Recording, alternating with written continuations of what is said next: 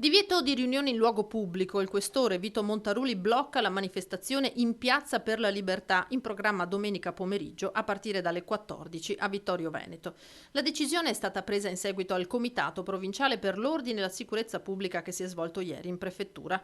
È proprio per tutelare la salute pubblica che è stato stabilito di vietare il nuovo raduno. A pesare le decine di violazioni riscontrate domenica 18 aprile, quando a Conegliano, complice anche la presenza come ospite del sindaco e medico di Santa Lucia Riccardo Szumski, erano accorse quasi 1000 persone, molte delle quali non avevano rispettato l'obbligo di indossare la mascherina, e sono fioccate le sanzioni.